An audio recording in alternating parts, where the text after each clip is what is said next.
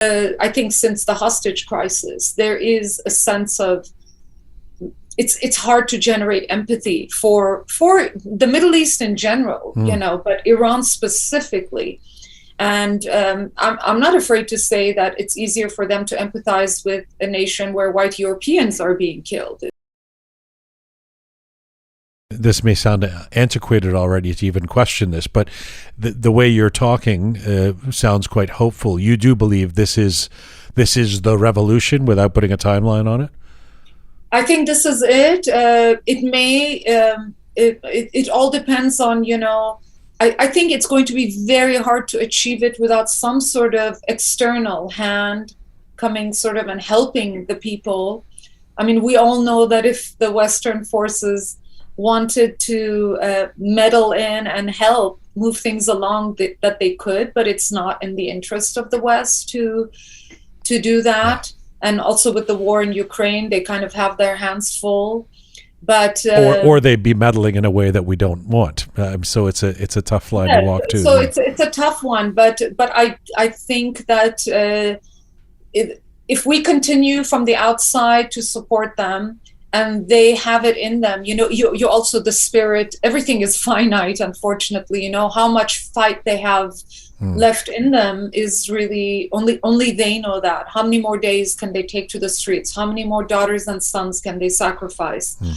So we just have to sort of wait and see. But my feeling is that this could be it, and if it is not it, definitely in the next 5 to 10 years, this is going to happen again and again, because a brutal regime like this one that we're seeing, they're not going to stop oppressing people and killing people for no reason. This is in the DNA of this regime. It's a rule by violence and oppression regime. It's interesting when people say, well, how do you want the world to help and intervene then? And when you say you don't want imperialism, you don't want America to go in and take over.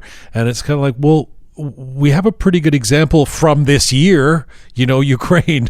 It's just, the case study's there. There's an example of where the world has correctly, and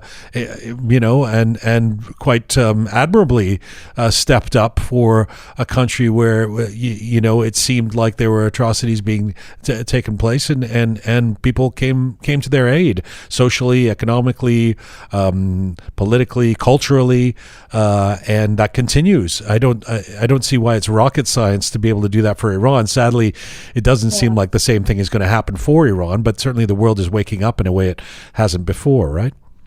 Well, I think also, what you mentioned is something that I read a lot on my own, because, that's all I post about now since all this started. And I read, I have a close relationship with my fan base.